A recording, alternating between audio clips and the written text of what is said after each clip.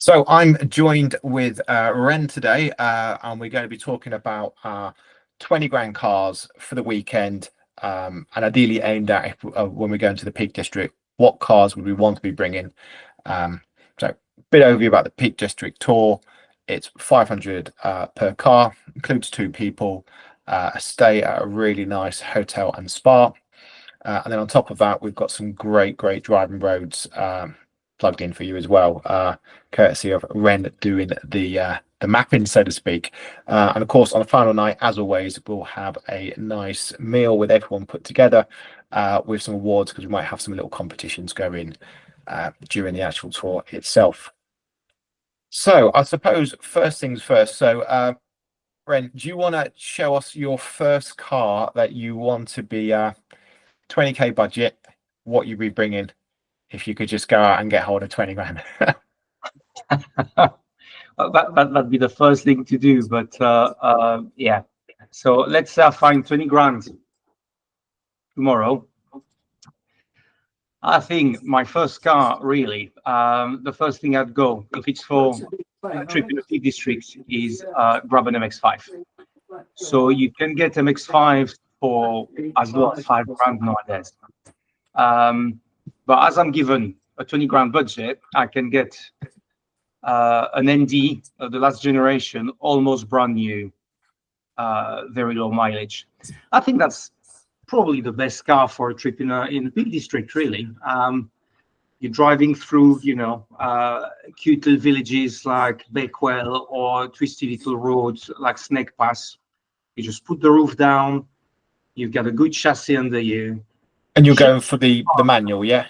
Yeah, definitely manual for the MX-5. Manual MX-5. Okay, so that's an interesting choice. And I suppose, yeah, what we're looking at, these are, well, I say they're 18 grand. That's a fairly new one, isn't it? So even if you had a 10 grand budget, if you've got a 10 grand budget, you got MX-5. I would say it's a little bit too much of an obvious choice. Yes. But at the same time, it is looking good. So we're also live as well. I just want to see if anyone else has got any of the cars out there. So a few other people are saying hi, so that's great. Yeah, have you ever driven an MX-5? Here's the question. Everyone talks about them. Have you ever driven one? No, I'm driving the third generation's cousin. So I'm driving an RX-8, which shares chassis component with the MX-5 NC. Right. Pretty sure the MX-5 would feel slightly lighter and different, but yeah. I want an MX-5. It's as simple as that. I just want one. I like the appeal of it. Maybe it's the midlife crisis hitting, but I need a convertible in my life. Okay, perfect. Well, that makes sense. So I suppose on the world to convertibles, I'm going to just share my screen and show you what I would be doing if it was up to me. So this is basically based off a car that I hired recently on Turo, Ford Mustang V8. I kind of feel like, from a value perspective, 20 grand, so much car, so much noise, so much, and actually, I'm a family of three, so I will be, for this particular tour, I'm actually bringing my family along. The wife and little one will be staying at the hotel spa, but however, 4 seats is a must for me. But I've got to admit, I do love a convertible, and I do love the sound of a V8. And for 20 grand, I think you wouldn't lose too much money on these over time. And it's Ford, you can get the parts, you can get lots of upgrade parts. I know you and I were into modding cars back in the noughties, and sound system, alloys, stickers, stickers make the car go faster, Well, you've got two fastest drive, go fastest drive there. So that's at least 50 horsepower on top. Absolutely, yeah. But this is where I think the debate, I would probably go for, if I wasn't going for the Bullet Edition, which is out of budget, but if I was going for a convertible, I'd go auto. Go auto. Magna Ride is a must. Go for automatic. I just feel like it's the ultimate cruiser, and going around Matlock, cruising around, you've got the power, you've got the sound, and the good thing about the sound is, without breaking the speed limits, you feel like you're more engaged. You feel like you're going a little bit faster. So suppose you've got a lot of torque in that, isn't it? A lot of low down grunt.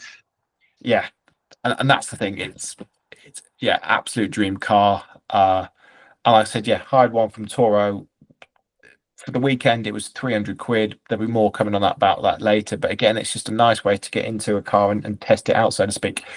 So that's one for one. What else have you got for us? So we've gone from two convertibles, one tiny little one, to one mammoth. Yeah.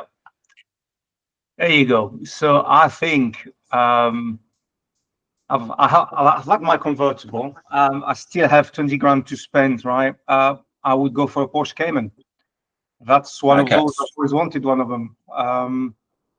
So what makes you go for a Cayman over a Boxster? Well, I already had the MX-5, so I already have a convertible. I don't want two convertible in the same selection. If not, I'd go for the Boxster. Basically, a Cayman is a Boxster with a roof, isn't it? We're gonna have a lot of Porsche enthusiasts going around with pitchforks, but I just love the look of a Cayman. I love the fact that it's mid-engine, so it would behave a little differently from a 911. It's not the most powerful car there. It's just a nice car, and again, a nice chassis. And I can see you've gone for the PDK. Is that on purpose, or is this because you like the white one? I love white cars. No, I don't mind an automatic, and the PDK is a very, very nice automatic. Obviously, the MX-5, I would be ragging it, but you don't have that much power. You can roll through the gears, and it loves being revved. Here, you have a little more power, a little bit more torque. You can actually just take it easy and let the car carry you around on some of those roads. And I suppose from a pricing perspective with a Cayman is, if you walked into a Cayman for 17.5 grand, you had it for a couple of summers, you'd probably walk out only losing a couple of grand off the back of it. And well-maintained one with a, maybe not directly with Porsche, but a Porsche specialist wouldn't cost an arm and a leg to keep that servicing on the road. Porsche has got a very, very good record with their cars. I think 75% of the cars they've ever produced are still on the road. So Porsche owners have a tendency to take care of their cars. That's already peace of mind if you go in and buy a second-hand one. And as you say, maintaining it keeps its value. If you want to resell it, you're not going to lose your bottom on it. Yeah, definitely. Yeah, no. Why have you go for me? Okay, so let's see. You went for a hard top 2-seater convertible. Mine's F-Type. So again, wouldn't mind too much if it was a convertible or a hard top. I think these are the underrated cars. I love an F-Type. I think they're the prettiest cars going. The annoying thing is, I think the coupe is prettier, but I love a convertible, so I would be torn between the two. You're going for the V6 or the V8? I'm going for the V6S. I've heard. I just feel like, one, price perspective. Secondly, it's got a solid engine. And thirdly, it's a little bit less weight for the understeer. So I just feel like it's already not the most agile car in the world. So having a V8 would make it even less agile. So if I want that big, heavy cruiser, I'm going Mustang. If I want that slight agility, bit posher, yeah, it would be F-Type V6S all day long. Nice cars, and they do sound good. They do, and it's fairly modern interior for the price point. So where the Fords are looking a bit old and tired, I think the Jags still look quite up there. I do think it's solid. Reliability, I'm not too sure on. Some people have said it's solid, some people don't. It tends to be the electrics. So if you don't mind your windows not going up and down, or the sat nav being a bit blinky, it might be something. But it's like a good-looking French car. Yeah, no, 100%. And these aren't going to exist anymore. Jaguar's gone in a different direction to everyone else. You're gonna get some of those new ones? No, in a nutshell. I think I'd go Bentley. If I've got 200 grand for a coupe, I'd probably go Bentley. I probably wouldn't go Jaguar, just because I just don't understand them at the moment. So yeah. First world problems if you've got 200 grand to spend on a sports car. No, But yeah, I'm not there yet. I'm not there. I'm working on it. I'm not there yet.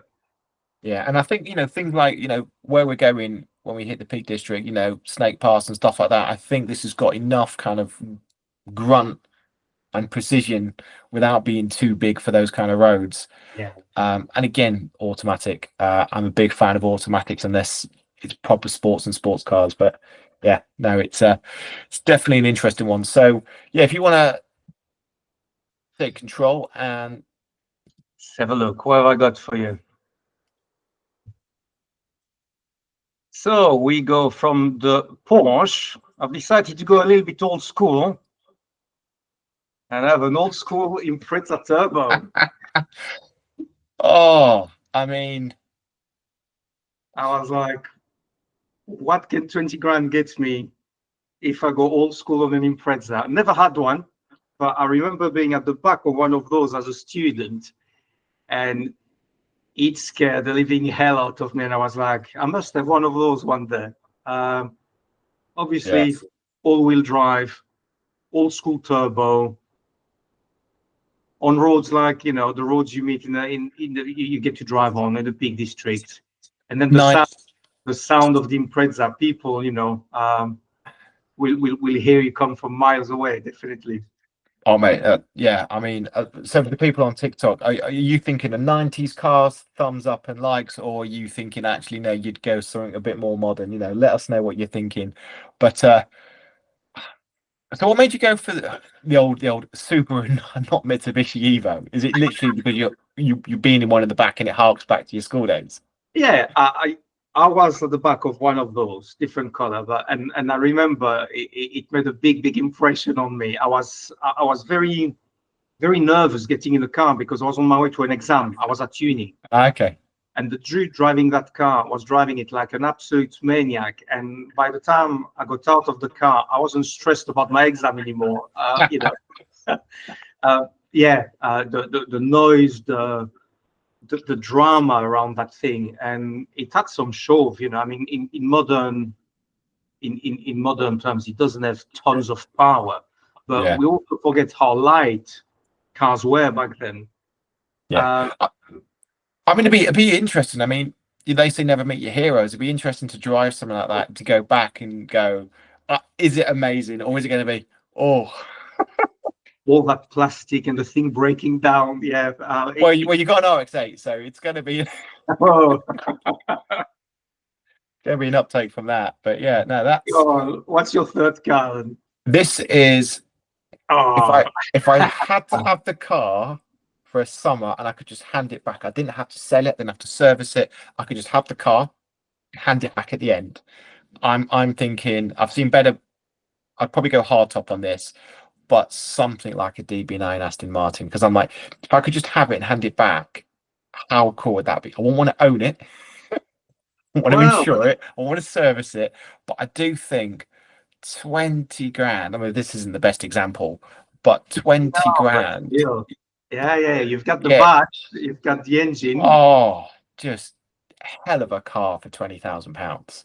I tell you what, I really wanted to squeeze in the lineup a second convertible, and that would have been a TVR Tamora, but I can't find any at that price range. I'll tell you what's scary. There's more Aston Martins on sale on Facebook than there is on Auto Trader and stuff like that. And I don't know how real they are, but 9 careful owners.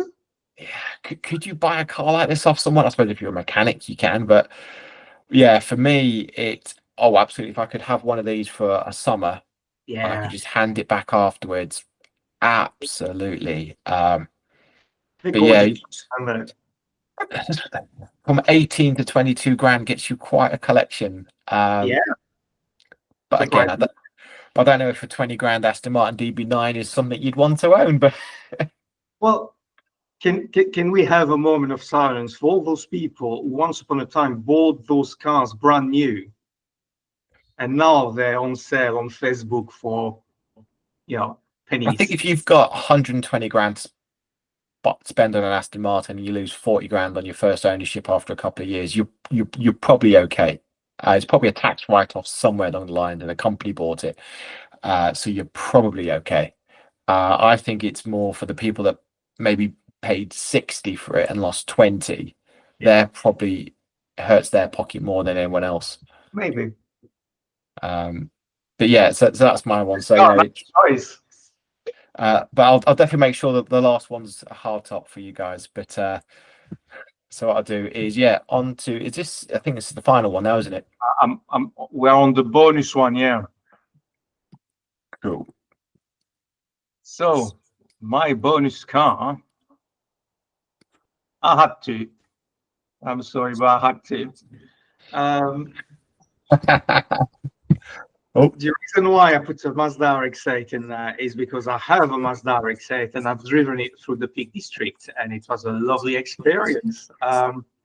Last summer, I went to pick up my car in Manchester, had a brand new engine fitted in it, and decided to run the engine in cruising through the Peak District. And just a lovely car.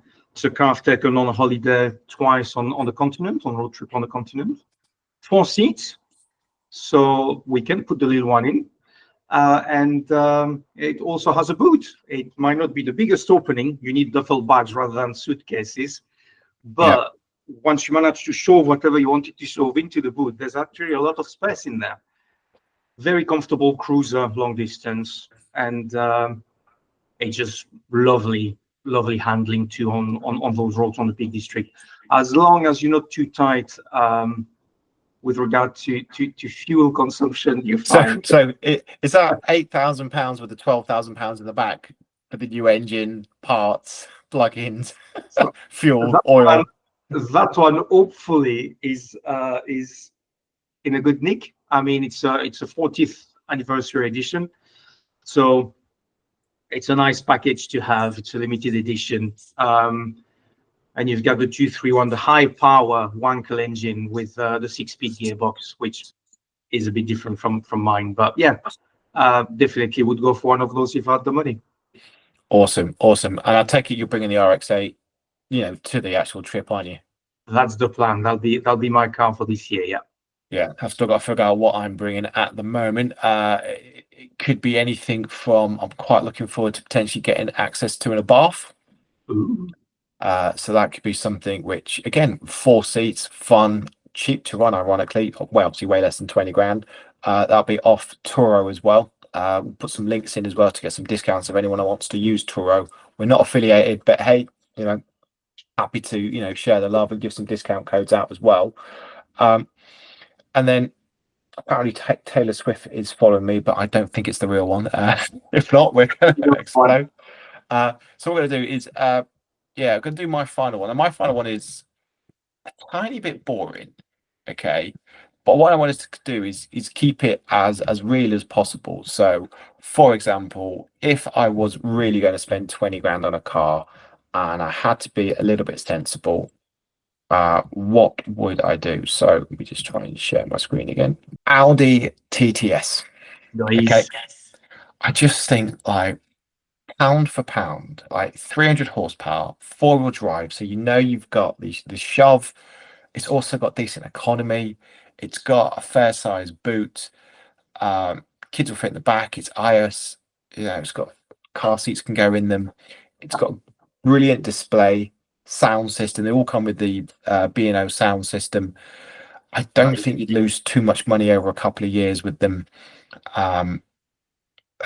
The engine can be found in obviously a number of different things. So I've owned a Cupra Ateca before with the same engine, DSG gearbox.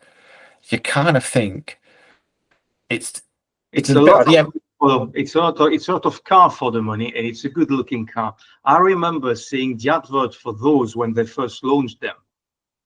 I saw the advert on television. I think you had that car driving on the ramp and then taking off, and a nice car. I'd get one of those if I had. Do you think a TTS is like the MX-5?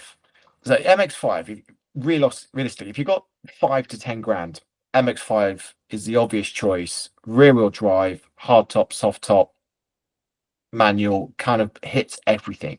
Where TTS is, you got 20 grand and you want something which is fun, practical, not going to break down necessarily. I know it's Audi, but within reason, it's quite solid. Is it like the MX-5? I, I think the MX-5 is maybe too obvious a choice. You hear the American Miata. Miata is always the answer. It just everyone thinks MX-5. I think your Audi is a little bit thinking outside of the box. It might not be an obvious choice. It's a good choice. I approve. I'd get one of those. I don't think it's an obvious choice. It's a nice, good-looking car as well. There, it looks. However, as a Oh. convertible, ugly as sin. Yeah, Yeah. So, well, one, it goes from 4 seats to 2 seats, and yeah, I don't know if you've seen one or not, but it looks awkward. It looks a little bit awkward when it's a convertible. But I do you already think have two convertibles on your list, so you can go with a hard top from time to time. and that's the thing. So, I mean, we're car shopping at the weekend, but park that when I'm going to be car shopping for my, let's say, semi-sports car, and it's this kind of money. It is like Audi, Mustang, not an Aston Martin. Probably not an F-Type because I do want more than 2 seats, so Yeah, more chance of using it with my daughter and everything. But you kind of think a TTS, like solid, fun, practical cars. yeah, and if it's well maintained, it should actually not let you down. Yeah, but I just don't know if it's the car that Yeah. you park up and you turn around and you look at it. I think you'd have that for a few weeks, but I don't know how long you'd have that for. Where with something like a Ford Mustang, you're always going to go have a little look, and every time the engine starts and it does that burble, you're like, I bought the right car. I bought the right car. Yeah, I think that Audi is a reasonable second car. I think your Mustang it's the 9-year-old kid inside of you talking, pulling at your sleeve and going, "Whoa." And as much as I like Golf R's, because the same package, you've got you got the Golf R, you've got this, you've got a couple of, you'd have to go for the Leon Estate to have the 4-wheel drive. I just feel like it feels like the most sporty, but also, you can turn up at a hotel spa in one of these and it looks fine. But at the same time, I've seen people track these as well. You have to do a few little adjustments, change the brake fluids and stuff like that, just more sporty stuff, but they're not that heavy. So again, I don't know, it's maybe not as practical as a hatch. Brain versus heart. Brain versus heart. You go for the Mustang or you go for that? I don't know. Like I said, I've only driven a much older Audi TT, and I got to admit the traction and the pull, the immediate pull you get more on this. Where I think in the Mustang, when you're in gear and you put your foot down, that roar and the pull kicks in. It's like a big hug. Not necessarily on a cold day when you're in a rear wheel drive Mustang, but you definitely get a hug. Where actually, I don't know, something like this in the UK where it could be August and we've got rain. Yeah. I do feel like it's an You'll all year. probably be safer in the Audi. Yeah, you would be safer, wouldn't you? But again, does that make it worse? Does that make it a bit like the? No. I'd go for the Audi TT. I like the car. Cool. So, I mean, I'm happy to say that the worst car on the list is probably the DB9, but it's the one I'd want to. If I could only. It was a bold choice. I'm glad you're the one who made that choice, but it was a bold choice. Good looking car, though. Okay. We got all the cars in our list. Yeah. And someone turns up and says, "Here's the keys for one day. Out all those cars, which car are you taking?"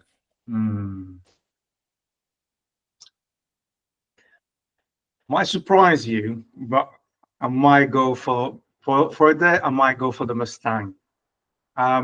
There's some kind of weird appeal with the muscle car. Yeah. I don't think I will ever own one. They are big. I'm not really into big cars. They're big, large. They're heavy. They are loud, and they probably you see them and you hear them from far away. But there's that thing inside of me, we're not that young, you and me, right? And I grew up with watching movies on television. You've got those Corvettes and those Vipers and those Mustang, Chargers, and I'm like, I need to get my hands on one of those American V8 one day and experience that. Hope somebody gives me a key from any of the cars between your section and my section for one day. I'd go for the Mustang just to try it. Yeah, Definitely. 100%. So yeah, I think we've run out of cars now, so that's enough for this segment. I can't remember, what are we doing next time round? I'll let you. Okay, so I think next time we'll be talking about our top 3 cars plus bonus for a road trip through Wales. Awesome. So yeah, Same again, price range, and we cannot reuse cars we've already selected. So that'll be 20 grand budget. We've got a road trip a weekend in Wales. Here's our 3 dream cars, plus a bonus car, and we'll see what we can do with that. perfect. So anyone on TikTok or anywhere else, if you could think of any cars that we've missed out and you want to put it in the chat, size and dice it, let us know what you would do and why, and that would be great. And then look forward to catching up in the future.